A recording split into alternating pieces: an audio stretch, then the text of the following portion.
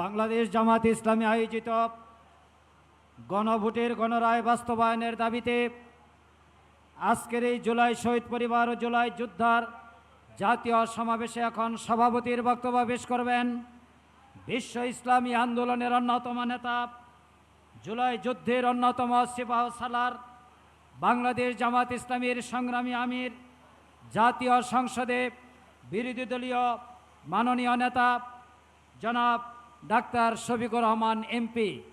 জনাব doctor Shafiqur Rahman MP.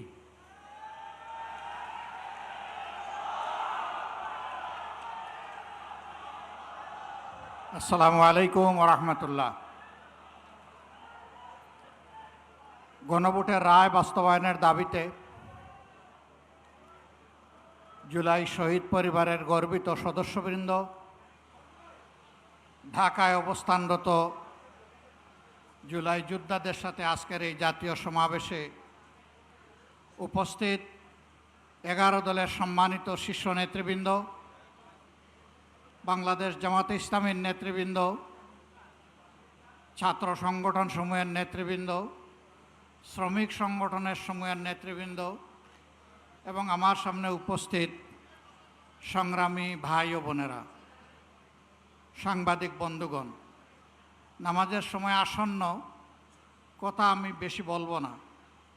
আমি শুধুমাত্র আপনাদের কাছে, দেশবাসীর কাছে, শহীদ পরিবারের কাছে, জুলাই যোদ্ধাদের কাছে আমাদের দেওয়া ওয়াদা অঙ্গীকার আরেকবার পুনর্ব্যক্ত করার জন্য এখানে দাঁড়িয়েছি।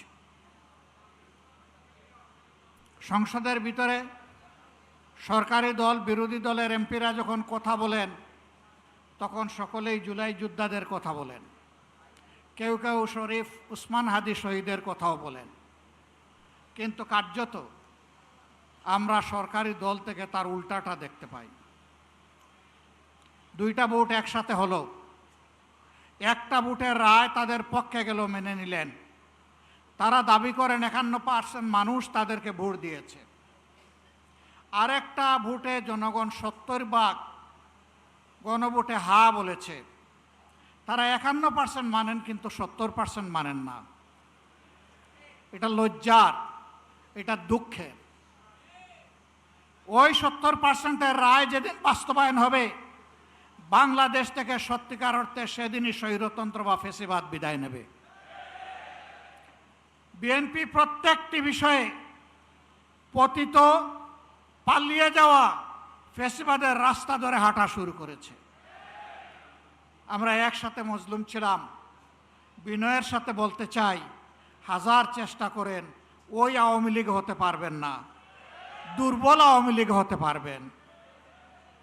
সেই আওয়ামী লীগ যারা জাতিকে নিয়ে, বিরোধী দলকে নিয়ে ব্যঙ্গ বিদ্রুপ করত, আজকে তারা কোথায়? আপনারা একই কাজ শুরু করেছে। যে আওয়ামী লীগ তাদের পুষ্য লাঠিয়ালদেরকে দিয়ে সমাজের বিভিন্ন জায়গায় কর্তৃত্ব কায়েম করেছিল, সেই আওয়ামী লীগের পাশে তাদের দুঃখের দিনে কোনো লাঠিয়াল এসে দাঁড়াতে পারেনি। আফসোসের বিষয়, রাষ্ট্রের মৌলিক যে সমস্ত জায়গায় পরিবর্তন দরকার, সুশাসন কায়েমের জন্য, সত্যিকারের স্বাধীনতার স্বাদ জনগণকে দেওয়ার জন্য, প্রত্যেকটি বিষয়ে বিএনপি বিরোধিতা করে চলছে। এটি জাতির সাথে সুস্পষ্ট প্রতারণা। তারা তাদের দেওয়া 31 দফা কর্মসূচি সংস্কারের, তাদের ইশতেহার, এটারও তারা বিরোধিতা করছে। আমার মনে হয় তারা যে বিরোধিতা করছে, এই জ্ঞানটাও বোধহয় তারা হারিয়ে ফেলেছে। প্রিয় বিএনপি, ভুলে যাবেন না, এই জুলাই না হলে এই মায়েদের, এই বাবাদের, এই ভাইদের, এই বোনদের সন্তান, স্বামী, ভাই, বোন জীবন না দিলে আজকে ক্ষমতার তক আপনারা এনজয় করতে পারতেন না। তক্তে বসে ভুলে গেছেন? আপনারা আগেই ভুলেছিলেন। শহীদ পরিবার যখন বুকে কষ্ট নিয়ে কান্নাকাটি করছিল শহীদ পরিবারের কাছে, তখন আপনাদের ছুটে যাওয়ার সময় ছিল না। আপনারা 5 আগস্টের পর 7 আগস্ট পার্টি অফিসের সামনে দাঁড়িয়ে বললেন, আমাদেরকে নির্বাচন দাও, আমরা ক্ষমতায় বসতে চাই। শহীদ পরিবারের দুঃখ আপনাদের অন্তরকে স্পর্শ করে নাই। আহত পঙ্গুদের নিয়ে আপনাদের কোনো কর্মসূচি ভাবনা জাতি দেখে নাই। আপনারা এই বিপ্লবের বেনিফিশিয়ারি, যারা বিদেশে ছিলেন স্বদেশে আসার সুযোগ পেয়েছেন।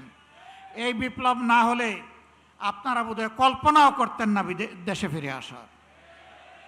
আমার সম্মানিত জেলের সহকর্মী পার্টনার আল্লামা মামুনুল হক বলেছেন, বিএনপির শীর্ষ নেতারা জেলে ছিলেন, একসাথেই ছিলাম।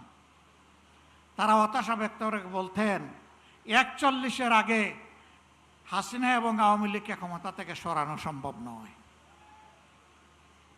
24-এর অভ্যুত্থানের পরে 8 তারিখ যখন বঙ্গভবনে শপথ নিলেন উপদেষ্টারা, বিএনপির বাংলাদেশে উপস্থিত সর্বোচ্চ পর্যায়ের একজন নেতা আর আমি পাশাপাশি ছিলাম। উনি আমারে জিজ্ঞেস করলেন, এটা কি হলো? আমি কিছু না বলে আসমানের দিকে আমার এই আঙ্গুলটা উঠালাম। তিনি বললেন, আসলেই এটা খোদাই দান, এটাই মিরাকল। সেই খোদাই দান ভুলে গেলেন। এখন কেউ কেউ দাবি করে অমুক আন্দোলনের মাস্টার মাইন্ড, অমুকের নেতৃত্বে এই আন্দোলন সফল হয়েছে। এগুলা সব ভুয়া। আমরা কারোর ন্যায্য অবদানকে কখনো আমরা অস্বীকার করি না। আন্দোলন আমরা সবাই করেছি, কিন্তু আমরা তীরে ভিড়তে পারি নাই। আমাদের তরি সমুদ্রে ভাসমান ছিল। জুলাই আন্দোলনের নায়করা এই তরি নিয়ে ঘাটে ভিড়েছে, জাতিকে মুক্তির পথ দেখিয়েছে। তাদেরকে সম্মান করতে, ভালোবাসতে শিখুন। তাদের নিয়ে তুচ্ছ-তাচ্ছিল্য করবেন না। আপামর ছাত্র সমাজ জীবন বাজি রেখে তখন ঝাঁপিয়ে পড়েছিল। শ্রমিকরা পাশে দাঁড়িয়েছিল, মারা রাস্তায় নেমে এসেছিল, স্ত্রী তার স্বামীকে পানি এগিয়ে দিয়েছিল, সন্তান কুলে নিয়ে মা রাস্তায় নেমে এসেছিলেন। এই দিনগুলো ভুলে যাবেন না। সংগ্রামী ভাই বোনেরা, আমরা এখানে আগামী দিনের আন্দোলনে শরিক হওয়ার জন্য দাওয়াত দিয়ে আপনাদেরকে এখানে আনি নাই। আমরা এনেছি কৈফিয়ত দিতে। আপনাদের প্রত্যেক ব্যক্তি এবং পরিবারের কাছে আমাদের দায়বদ্ধতা আছে। আপনাদের কারণেই আজকে আমাদের এই রাজনীতি, এই সংসদে যাওয়া, এই নির্বাচনে অংশগ্রহণ করা। আমরা কি পারলাম কি পারলাম না তা আপনাদের জানার অধিকার আছে। সংসদে আমরা প্রথম দিনে দাবি তুলেছি, আমরা শপথ নিয়েছি। তারা শপথ নেন নাই। জাতির সাথে দেওয়া ওয়াদা ভঙ্গ করে জাতির সাথে তারা প্রতারণা করেছে। এরপরে যখন জাতিকে প্রতারিত করা হয়েছে, আমরা নোটিশ দিয়ে আলোচনার ব্যবস্থা করেছি, তারা তার বিরোধিতা করেছেন। যে আইনগুলো সংশোধন না হলে, যে অধ্যাদেশ বাস্তবায়ন না হলে ফ্যাসিবাদী শাসনের পরিবর্তন হবে না, সেই সবগুলা আগের মতো, আগে স্বৈরাচারী সরকারের মতো রাখার পক্ষে তারা অবস্থান নিয়েছে। আমরা বিএনপিকে পরিষ্কার বলে দিচ্ছি, আমরা দেখতে পাচ্ছি সম্প্রতি কয়েকদিন ধরে বিভিন্ন জায়গায় জায়গায় শিক্ষা প্রতিষ্ঠানে, ঢাকা বিশ্ববিদ্যালয়ে, এমনকি এখান থেকে মাত্র কয়েক গজ দূরে মানুষের আশ্রয়ের জায়গা, আইনের আশ্রয়ের জায়গা থানা, সেই থানার ভিতরে ঢুকে দুঃখজনকভাবে ডাকসুর নির্বাচিত প্রতিনিধিদের উপরে হামলা করা হয়েছে। বার্তা পরিষ্কার।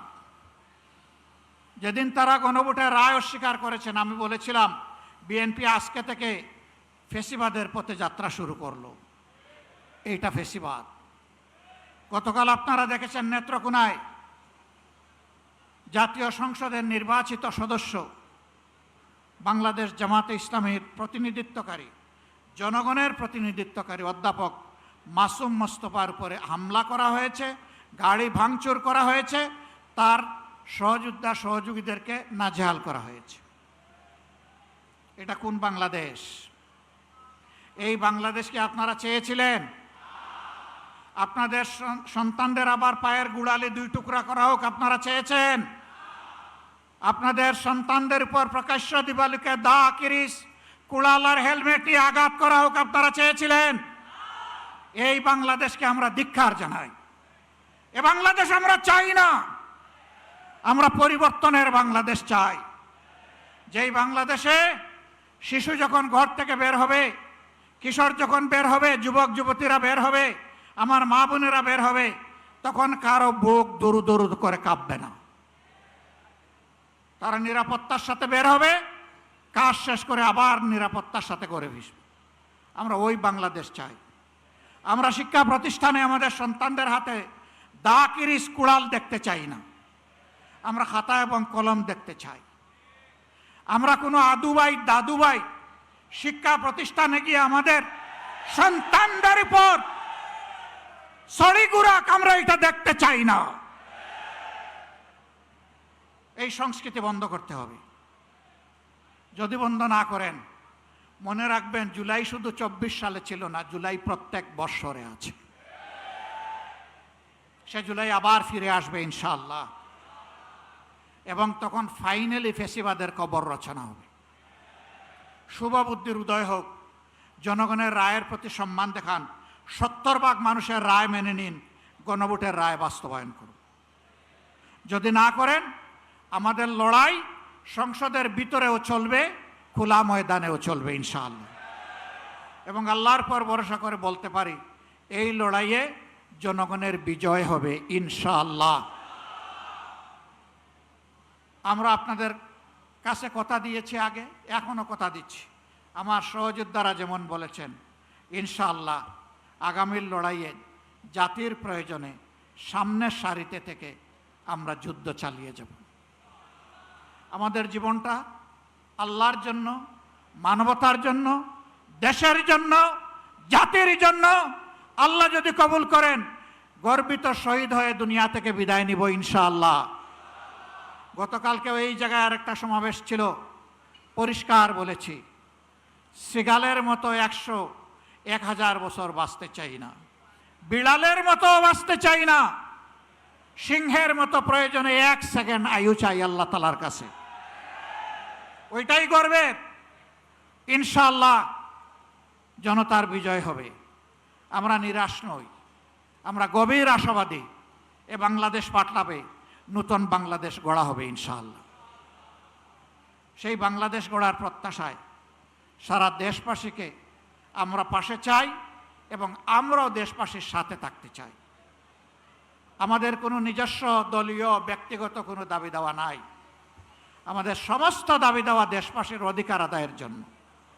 এ লড়াই চলবে ইনশাআল্লাহ। লড়ে যাব ইনশাআল্লাহ, আল্লাহ সাহায্য পাবো ইনশাআল্লাহ, আমাদের বিজয় হবে। আল্লাহ হাফিজ। বাংলাদেশ জিন্দাবাদ। বাংলাদেশ জামাতে ইসলামী জিন্দাবাদ। 11 দলীয় ঐক্য জিন্দাবাদ। জনগণের বিজয় হোক। 36 জুলাই জিন্দাবাদ।